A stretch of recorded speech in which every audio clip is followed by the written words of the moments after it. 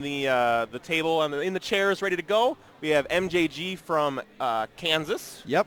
And on the left, it's going to be Tyrant, the Meta Knight player from SoCal, part of the SoCal invasion of this Midwest crew battle, though. That crew battle, though. Okay, so here's a little fun fact. I don't just commentate for UR. I also help them with their camera work, and I was on camera for that crew battle. And the position that I was in for that last game, I saw the crowd getting hyped up, and I thought that if Ned had won, they were going to bum rush the stage, and I was directly in the middle of the path. You were concerned for your own and safety. Not only that, the wire to the camera was directly behind the players. Oh my God, it was a very scary situation. But I mean, SoCal was able to clutch it, and much respect to them. And let's say if they're going to be able to carry that momentum from their crew battle victory and have it go into bracket. MJG facing off against Tyrant here on Final Destination.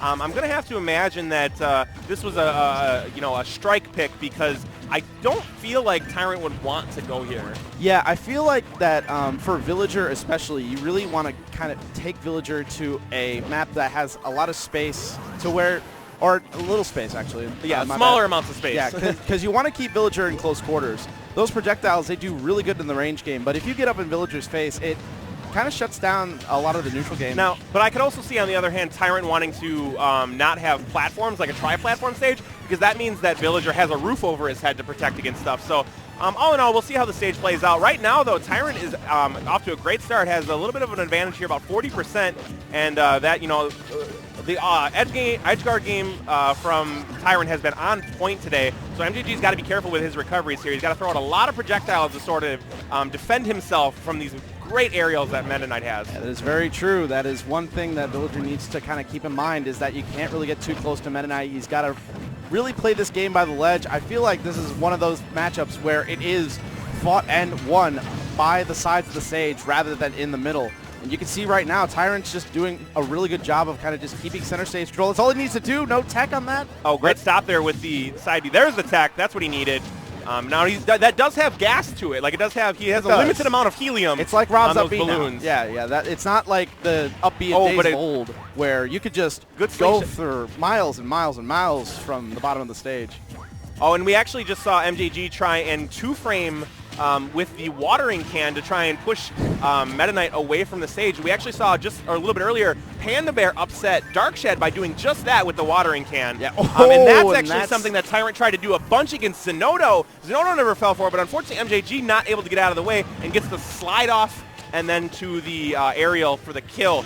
Yeah, it is really hard to avoid that, because it just puts you in a situation where it's very hard to avoid. It puts you just in the very biggest of disadvantage situations. Oh, but it gets a turn up there off of a great conversion. Throws out the Lloyd to sort of get him stuck in shield, and then goes for the turn-ups, and luckily gets the triple turn-ups, which is the most knockback, and evens this up. Percentage pretty much dead even here. Yeah, that was a really nice trap to kind of get Tyrant MJG back onto the ledge. That's one thing that Meta Knight has. He has so much control over get-up options, especially on a stage like Final Destination, where you can't just jump up and go to platforms. And this ladder combo, not going to do it, though. Not quite. Not at the percent. One thing, though, is that's really safe for Meta Knight to do, because he falls much faster than Villager does. Villager's too floaty, not able to ever get down on the stage. So even if you only get the first hit of it, you're still pretty much safe. So it's a relatively safe combo. And just right now, giving up stage control by a bit. Oh, wow. Very tricky stuff. Now he does dodge it there, but unfortunately we are going to see him try to recover, and it's not going to go well. Yeah, there's not a whole lot you can do, especially when he was knocked off a second time, and just the gas in those balloons, like you said. Yeah, he only has a little bit of helium, and I heard that there's a helium shortage in America, in the world, actually. Yeah. And MJG seems to be the sufferer there, because he had to go, like normally he wants to try and bide his time and get to the ledge, sort of bait out an option and try and, bob and weave as best he can around it. But now that he has a time limit on that, it forces him to go more directly. Tyrant knew that the path he would take just gets an easy aerial, easy edge guard, easy stock, easy game. Yeah, it was just a matter of going by the book. As soon as he got off stage, he knew that he was in a position where even if he did try to recover, there wasn't a whole lot that he could have done once he got back to ledge, because one thing that Tyrant has been doing good all game is just keeping the ledge under his control. Anytime that MJG is in that position, he's just ready with a lot of option coverage. And now on Battlefield, you're going to see a lot more of that. He's got the platforms to work with now, but Meta Knight, he also thrives on tri-platform stages, and Now, but I mean, if you're going to go to a tri-platform stage, Battlefield's the one you want to go to. If you're MJG, he has a lot of space to survive kills. And as we all know, Villager, even though he is edge guardable, does have a pretty darn good recovery. So having the roof over his head, as I mentioned earlier, you know, he bought a roof upgrade from Tom Nook. Yeah, Set it up on Battlefield. Bells, so he's going to be able to sort of like plant trees, throw projectiles, and Tyrant's going to have a tough time approaching from above. Yeah, it's going to be that vital added. A little bit of an advantage, an edge. Yeah, because one thing that Villager really likes is vertical pressure, because he has a lot of really good tools once an opponent is in the air to kind of just keep him there. So with these tri-platforms, it's just going to help him out with that aspect. Now, one thing MJG is typically really good at is his edge guard game, but Tyrant has just been extremely elusive this entire time, just bobbing and weaving all over the place, using Meta Knight's good multi-jump recoveries, and all of his B moves also help him recover too. So he's able to just do a lot of stuff, and MJG's not able to intercept. And right now, that's a big advantage that Tyrant has. Yeah, that's just one thing that Tyrant is super good with, that mobility with his Meta Knight. He's just super deadly off stage. He's just not finding a way, and up smash, that's going to take that first stock. Yeah, only 60% on MJG Tyrant. jumps and tries to get over on the other side of Tyrant. Tyrant sniffs it out, throws out that up smash. He's going to get the kill. And unfortunately for MJG, that's a really big hole here. I mean, Villager typically likes to be ahead and then play his game. He mentioned to me when I was talking to him about his mirror during the crew battle with Aardvark, he's not used to be the one being Oh, this is camped. a jab block. This is going to be some big damage. It's going to hurt. He's keeping this combo going. That could do it. Oh, very close. Barely, but that's 60% off of just keeping one it going here. conversion, and another back air. That's going to close out game 2. Is top 32 best of 5? Yes. I think they think it's over. Oh, they think it's over. Oh, yeah. No. Sit down, guys. No. Not yet. Oh, see?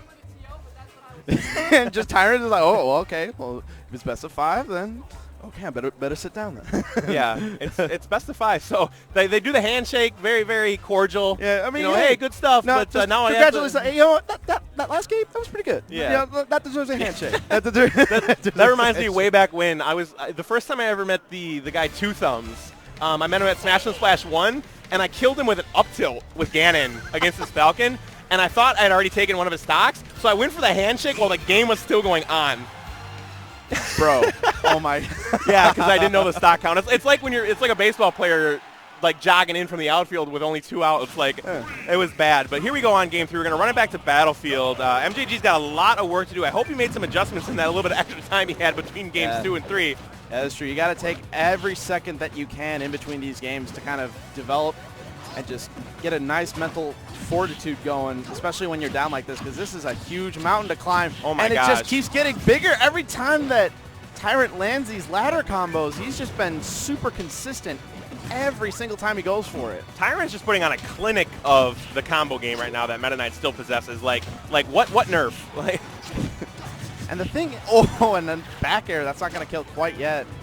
And once again, just Tyrant off dodge stage. there, but that's going to pop his balloons. Drive him into the stage, kind of setting him down. Makes it back. Now, one thing I'm liking about Tyrant's recovery there is even though he's dropping down, if MJG is able to slip past them, he goes right to the ledge to prevent him from setting up any sort of bowling ball or anything like that.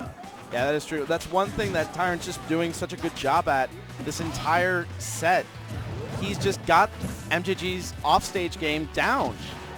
Every time that he meets him off stage, normally you would think, well, it's a Villager that it's going to be really dangerous to go off stage against it. Tyrant's just going at it, no fear, no second thoughts. I mean, he has nothing to fear.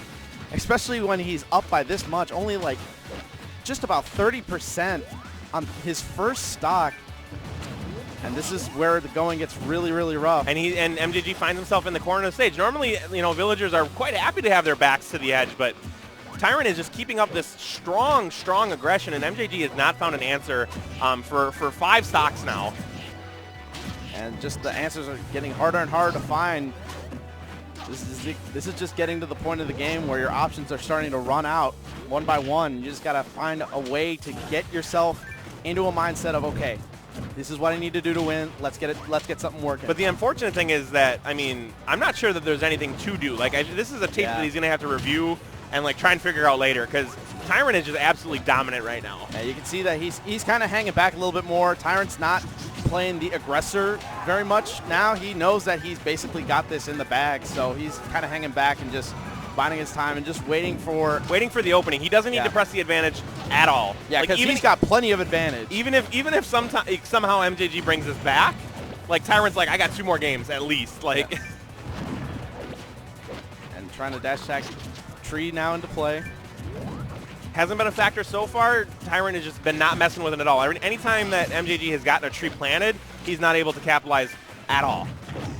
Oh, good nair there to get him off stage. We'll see if he can do anything to get an edge guard here. Nice angle on that down B to kind of just get it at the right time to land without too much lag. End lag. Yeah, not too much end lag. And if there's one thing that Villager definitely doesn't have, it's airspeed. That is true. So the chase down is certainly tough. Yeah, Villager's aerial chase down game, not the best because of that airspeed, but back air, but only gets the first 2 or 3 hits. But again, he knows that he can go down there aggressively because he can get back to the ledge so fast with that shuttle loop that he doesn't really have to spend a whole lot of time worrying about his recovery. But that triple turnip will do it. Turnip. That was a good pull. Okay, so now MJG. RNG was with MJG. Yeah. But at 112%. A little bit of a breath of life here. And now Tyrant just kind of just pushing for that. That is just going to close it out. Clean JV2 and a 3-0 to advance further on into winner side of top 32. Tyrant basically just dominated all of offstage game. It was like watching a monster truck show, basically. And you know that everyone's putting up a good fight, but then Gravedigger comes on. And you know he's going to win. You know Gravedigger's going to win. Okay, come on. How could Gravedigger not win? It's Gravedigger. Yeah, so it's that kind of thing where it's like watching wrestling. Oh, John Cena's going to win because it's John Cena.